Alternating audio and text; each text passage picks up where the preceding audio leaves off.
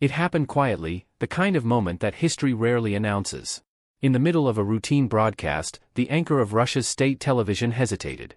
Her tone wavered, her script diverged, and for the first time in more than 2 decades, the country's most controlled voice spoke words that no one expected to hear: the situation is no longer under full coordination.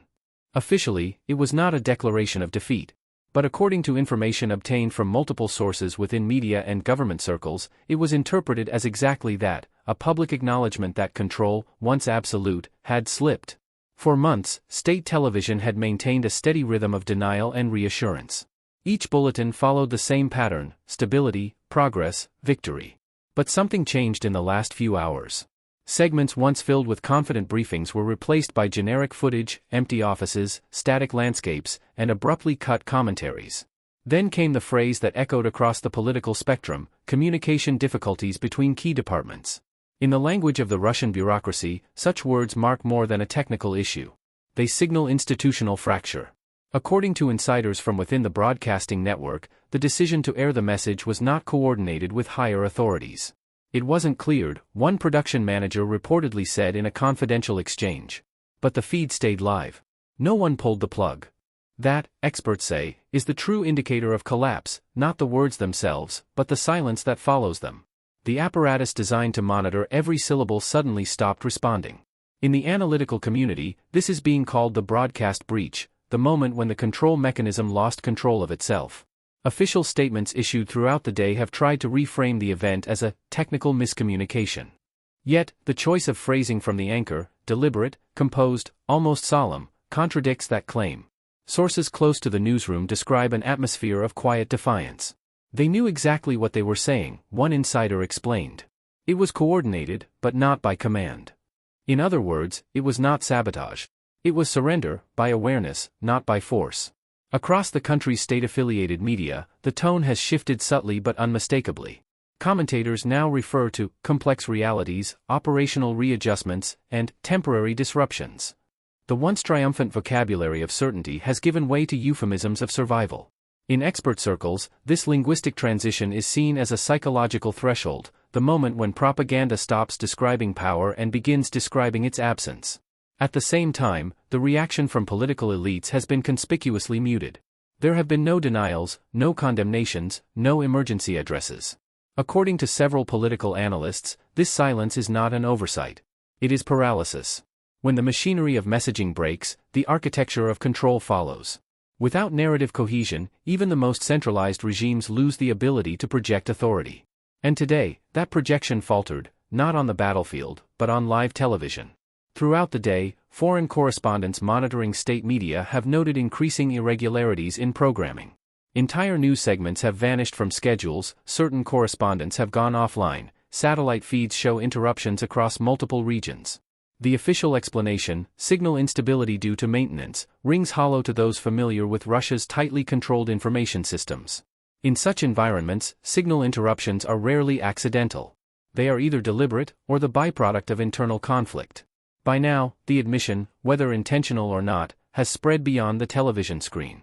Social media channels, even those under heavy monitoring, are filled with clips of the broadcast, replayed, dissected, and analyzed frame by frame. For many, the moment represents something larger than a technical error. It is the first visible crack in the facade of invulnerability, the system's own voice acknowledging its limits.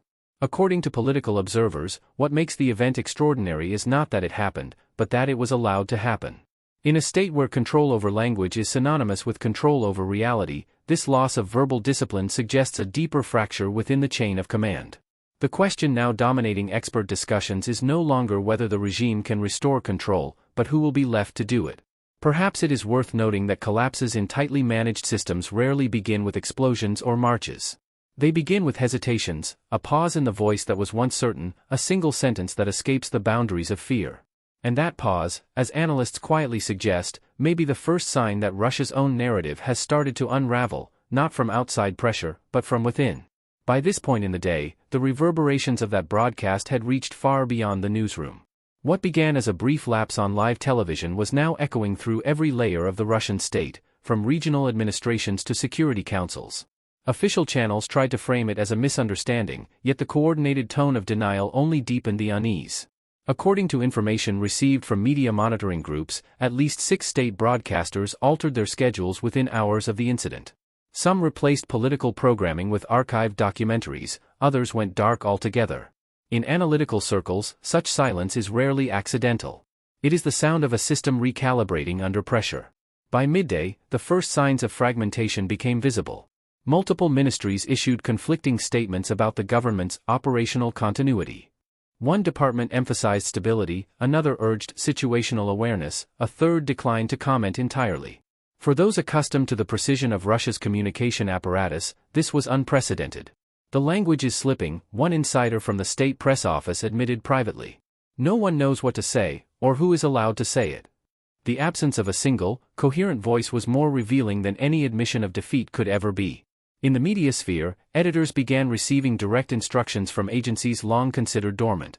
Some of these directives contradicted one another, suggesting that internal command chains were no longer synchronized. Analysts describe this as semantic fragmentation, the point at which a controlled information system begins to contradict itself. And when a government loses control over its language, it starts to lose control over perception. Officially, there was no mention of the word defeat. Instead, presenters spoke in carefully coded phrases: temporary strategic adjustments, unplanned redeployments, communication realignment. But audiences, conditioned for years to read between the lines, understood perfectly well what those phrases meant. The very effort to avoid the word only made its presence louder. According to surveys conducted by independent observers, viewership on unofficial channels spiked dramatically in the hours following the broadcast. The monopoly on truth had fractured, and with it, the illusion of stability. At the same time, rumors began circulating through bureaucratic circles about high-level meetings held without public notice. There were reports of cancelled briefings, withdrawn spokespersons, and last-minute reshuffles of media liaisons. Each of these details, though minor in isolation, painted a picture of internal uncertainty. In the corridors of state media, staff members were reportedly ordered to remain on standby but not to broadcast live. That instruction, insiders say, was the clearest confirmation yet that the leadership feared what might come out unfiltered. Across Russia's regions, local affiliates struggled to interpret the new narrative. Some repeated official lines word for word, others cautiously acknowledged difficult circumstances. The inconsistency was striking. For a system that had built its authority on uniformity, this divergence represented more than confusion, it represented disintegration. The coherence of the message, long the cornerstone of political control, was dissolving in real time. According to political analysts observing the situation from abroad, the event marked a turning point not because of its scale, but because of its symbolism. For 2 decades, the Kremlin's greatest weapon was not its army or its economy, it was its narrative discipline. Every statement, every image, every word was calibrated to project strength. But today, that discipline faltered. And once the voice of power hesitates, its echo cannot be contained. Meanwhile, attempts to restore confidence only deepened the perception of chaos. Emergency broadcasts aired patriotic segments, intercut with archival footage of earlier triumphs. Yet the tone was off, too nostalgic, too defensive, too rehearsed. In the analytical community, such broadcasts are interpreted as a sign of narrative exhaustion. When a regime begins to repeat its past victories, one expert remarked, it means it has run out of present ones. The most revealing detail, however, came not from television but from within the institutions themselves. Leaked transcripts from internal briefings show senior officials discussing the loss of synchronization between political and operational arms. In bureaucratic terms, this means that the machinery of the state is still running, but without guidance. The autopilot is on, and no one knows who set the course. By this moment, the atmosphere across official media has taken on a new, almost surreal quality. Presenters speak in cautious tones, emphasizing calm while their expressions betray unease. Segments end abruptly, transitions linger too long. To the trained ear, it is the sound of a system unsure whether to continue lying or to finally stop pretending. And in the words of one media analyst, quietly shared among colleagues and quickly deleted online, what we saw today was not rebellion. It was recognition, the first time the state spoke honestly, and it didn't know what to do with its own truth. By this moment in the day, the rupture between the image of authority and the machinery sustaining it had become unmistakable. Within the walls of Russia's state media headquarters, usually sealed in routine and obedience, a strange quiet had taken hold. According to information obtained through several independent channels, internal messaging platforms were flooded not with instructions, but with questions. Editors asking for confirmation. Producers asking who to contact. Anchors waiting for scripts that never arrived. Official coordination, once absolute, had dissolved into uncertainty. At first glance, the programming grid appeared normal. News cycles continued, bulletins aired on time, anchors maintained their composure. But those watching closely noticed the irregularities, abrupt cuts, repeated segments, muted transitions, the occasional flicker of static before a statement. "It looks stable," said one media observer, "but the rhythm is gone." And in state television, rhythm is control. Its absence, experts note, is a signal of collapse. Behind the screens, the tension was palpable. According to insiders from two major networks, certain broadcast directors began refusing new instructions unless signed personally by top political figures. No one wanted to take responsibility, one technician explained. Everyone was afraid that the wrong sentence could end their career, or define the next phase of the crisis.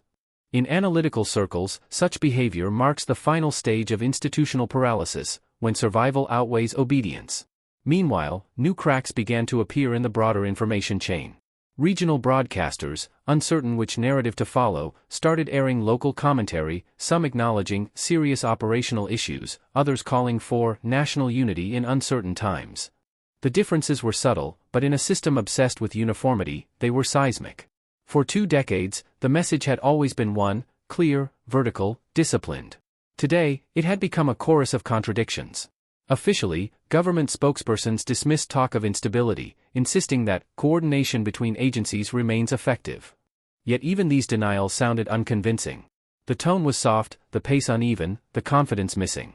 Analysts familiar with Kremlin communications describe this tonal shift as a form of involuntary signaling, the linguistic equivalent of fatigue. "You can hide chaos," one expert noted, "but you can't hide hesitation." At the same time, reports from within the Federal Press Service suggest that high-ranking officials had begun issuing orders through private channels, bypassing institutional networks. Messages labeled "unofficial," "proceed with caution," circulated through encrypted applications. The phrasing itself reveals the scale of erosion. In regimes where hierarchy defines existence, the use of private communication marks the loss of collective will. Each instruction, written in isolation, adds another layer to the fragmentation. In the analytical community, the debate has already shifted from whether control has been lost to how far the loss will spread. Some argue that the breach is confined to information structures. Others see it as symptomatic of something deeper, a cognitive disintegration of the system's self-image. For years, one political scientist observed, the state has survived by controlling what people see and what people believe. Now it can no longer decide what it believes about itself. Foreign correspondents monitoring Russian broadcasts throughout the day noted another peculiarity: the absence of Vladimir Putin's image. For a leader whose presence had dominated every major broadcast for decades, this was unprecedented. No statements, no footage, no mention, only recycled clips from prior addresses. Officially, his absence was attributed to schedule adjustments. Unofficially, it was interpreted as the first visible sign that the center no longer holds. In the corridors of the broadcaster, producers whispered that emergency scripts had been prepared but never authorized. Some of these drafts, later leaked online, reveal the language of uncertainty, unpredictable developments, temporary redirection, maintaining institutional resilience. These are not the words of command, they are the vocabulary of containment. Experts analyzing the leaks point out a pattern: sentences that begin with authority and end in doubt. It is the linguistic anatomy of decline. Meanwhile, public response has taken an unexpected turn. Instead of outrage, there is curiosity, a cautious fascination with the unfolding chaos. Social networks, long suppressed or filtered, are suddenly filled with clips of journalists speaking hesitantly, faces of anchors breaking composure for a second too long. The population, conditioned to read signals through silence, understands perfectly what it means. In Russia, uncertainty is louder than rebellion. According to sources within one independent analytics unit, discussions are already underway about the psychological unmasking of the regime, the moment when a state built on projection confronts its own reflection. "It's not about losing control," said one observer. "It's about realizing that control was the illusion." By this stage, it is no longer possible to distinguish truth from theater.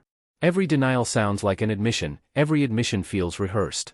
The lines have blurred, and within that blur, a new reality is taking shape, one where fear no longer guarantees obedience, and silence no longer means loyalty. Perhaps it is worth recalling that for autocracies, collapse rarely comes as an explosion. It comes as a pause. A few seconds of hesitation on live television, and in those seconds, the entire edifice begins to crumble. By this stage of the day, the breakdown inside Russia's media and political system had moved beyond the symbolic. What began as a moment of hesitation on air was now spreading through the state's entire architecture, not as open defiance, but as a quiet disintegration of certainty. According to information circulating within government monitoring units, coordination between key ministries has temporarily degraded. The phrase itself, cautious and bureaucratic, conceals a larger truth: the command chain no longer functions in real time. Across Moscow, the once synchronized rhythm of power, briefings, reports, televised statements, had fallen into disarray. Analysts describe the new atmosphere as one of administrative fog. Orders were still being issued, but responses lagged, meetings were still scheduled, but no one arrived on time. A system built to operate on precision was now moving through instinct. As one insider in the presidential administration put it privately, everyone is still working. But no one is certain for whom. In the absence of clear direction, state television has become the most visible reflection of the chaos. Today's programming, compiled hastily by producers unsure which narrative to follow, looked like a mosaic of contradictions. One channel aired footage of military parades, another showed economic reports edited to remove all references to current figures, a third, unexpectedly, broadcast a children's concert from years ago. To outside observers, it looked almost absurd. To those inside, it was deliberate, a stalling mechanism, a way to fill time without saying anything at all.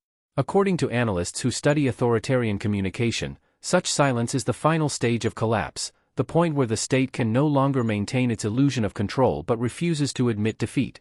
The talking points remain the same: stability, resilience, temporary disruption, but their repetition has lost weight. Each statement sounds emptier than the last, echoing through a media landscape that no longer believes itself. The machine is still speaking, one political observer noted, but no one is listening, not even the machine. At the same time, reports from the regional broadcasting network indicate an increase in unsanctioned local coverage. Some stations, unable to obtain instructions from the capital, began improvising. Anchors read neutral updates about weather, social programs, and city events, anything that avoided politics. Others went further, hinting at organizational difficulties and changes in communication procedures. In a system that equates deviation with rebellion, these small gestures mark a seismic shift. Control has not been taken, it has been abandoned. Meanwhile, insiders within the Federal Security Service have reportedly launched an internal investigation into what they call narrative compromise. Though no names have been publicly identified, the focus, according to leaked documents, is not on opposition media, but on the state's own broadcasters. For the first time, the question being asked inside security circles is not who leaked the truth, but why no one prevented it. That question, analysts say, may be more dangerous than any protest. It implies that the regime no longer trusts itself. Foreign intelligence reports describe the current atmosphere inside the Kremlin as fragmented calm, a fragile equilibrium sustained by habit rather than control. No public statements have been issued by the president or the prime minister. Cabinet ministers appear through pre-recorded segments with visible delays between questions and answers, a clear sign that the footage is edited. The visual continuity of power remains intact, but its timing is broken. The synchronization that once defined the Russian state is gone. In expert circles, the word now circulating is dissonance. Political dissonance, narrative dissonance, psychological dissonance. The concept captures what can be seen and heard across the state's communication grid, a government still projecting confidence while its institutions operate in survival mode. The structure hasn't fallen, a European analyst explained, but it has stopped breathing together. By this hour, the dissonance has begun to manifest in financial and military channels. Market analysts report unconfirmed suspensions of certain defense contracts. Logistical command centers have shifted to manual coordination, a euphemism for improvised decision-making. Officials describe these adjustments as adaptive governance, but experts recognize them for what they are: improvisation under pressure. Inside the newsroom where the original broadcast breach occurred, the atmosphere remains tense. Staff have not been dismissed, nor have they been reassigned. They continue working, producing content under the same lighting and routines. But something intangible has changed. The air, as one employee described, feels unsupervised. In that small absence, the lack of surveillance, the pause in oversight, the shape of the future begins to form. Analysts familiar with the internal culture of Russian state media say this transition is irreversible. Once a voice that has been silenced learns it can speak, even by accident, it can never unlearn that freedom. The regime's power was never built on force alone, it was built on narrative. And today, that narrative has fractured. At this point, foreign correspondents have stopped referring to the broadcast as an incident. They now call it what it is, a declaration without a declaration, the system admitting, through its own confusion, that control has slipped from its hands. In the words of one analyst, whispered in the corridors of an international newsroom and quickly deleted from a live feed, this is not the end of the regime. It's the moment it realized it cannot end on its own terms. By this point in the day, the illusion of control had thinned to transparency. What began as an unplanned sentence on state television, a single fracture in the voice of authority, had now unfolded into a full-scale unraveling of narrative cohesion. The screens still glowed, the anchors still spoke, and the emblems of power remained in place. But beneath the choreography, the structure had hollowed. According to information gathered through diplomatic and intelligence sources, the Russian government had entered what insiders are now calling a managed stillness, a condition in which the appearance of movement conceals the absence of direction. In official communication, the language has grown detached, almost spectral. New briefings avoid any reference to current events, focusing instead on abstractions, continuity, national integrity, institutional resilience. The same phrases, repeated across all channels, create the impression of control while revealing its absence. For seasoned analysts, this rhetorical detachment is unmistakable. It signals that the regime no longer addresses the public, but itself. The system is now speaking in circles, trying to convince its own reflection that nothing has changed. Inside the ministries, the silence is heavier than defiance. Staff continue to arrive, reports continue to circulate, and official seals continue to be stamped. Yet, decisions are no longer being made, only deferred. Each delay, each postponed meeting, each unsigned directive is a symptom of paralysis spreading through the bureaucratic bloodstream. It feels like the lights are on, one insider told a monitoring group, but no one's driving the train. For a state that once prided itself on the precision of command, this slow drift toward indecision marks the real defeat. The military establishment has adopted a similar tone of evasion. No losses have been reported, no retreats acknowledged. Instead, communiques reference tactical silence, dynamic re-evaluation, and localized restructuring. According to defense analysts, such phrasing usually precedes admission of systemic failure. When armies stop naming their positions, it is because those positions no longer exist. And when governments stop naming their victories, it is because they no longer believe them. Meanwhile, state television, the stage on which the entire illusion first cracked, has become a theater of controlled monotony. Every broadcast looks the same: slow transitions, cautious intonation, expressions trained into stillness. The anchors, once symbols of certainty, now appear as silhouettes of themselves, speaking words that sound official but feel suspended in air. Viewers recognize it instinctively. What was once propaganda has turned into performance art, the state reenacting its own stability. Across the regions, the dissonance deepens. Local officials issue statements that contradict federal ones, ministers deny reports that have already been confirmed by their own subordinates. In the analytical community, such contradictions are treated not as mistakes, but as markers of entropy. The Russian information system, long admired for its ruthless discipline, is dissolving into improvisation. It's not rebellion, said one former policy strategist. It's erosion. Every sentence that isn't coordinated is a piece of the wall coming down. Foreign observers now describe the scene not as collapse, but as exposure. The architecture of control still stands, but its mechanisms are visible. The censors, the editors, the briefers, all caught in the act of pretending to manage what can no longer be managed. For decades, the Kremlin's power relied on invisibility, a hidden order that seemed effortless, inevitable. Now, with its gears exposed, the machine looks fragile, human, exhausted. Diplomatic sources confirm that emergency discussions have taken place behind closed doors, but none have produced a coherent strategy. The international community watches with cautious detachment, aware that the end of a narrative does not always mean the end of a regime. What is happening, experts suggest, is subtler: the transformation of fear into fatigue. The machinery of control has not stopped, it has slowed, dulled, and begun to repeat itself. And repetition, in this context, is a sign of weakness, not strength. Among Russia's population, the reaction is muted but telling. There are no protests, no celebrations, no declarations, only observation. People are watching, waiting, sharing the fragments of truth that slip through the cracks. In a country trained to decode silence, everyone now understands its new meaning. When the state stops lying convincingly, it is already speaking the truth. Inside the analytical departments that monitor state behavior, a quiet consensus has formed. The regime is not being overthrown, it is unraveling from within, one sentence at a time. Power has not vanished, it has lost coherence. And coherence, once gone, cannot be restored by decree. This is what collapse looks like in slow motion, one observer summarized. It doesn't explode. It fades.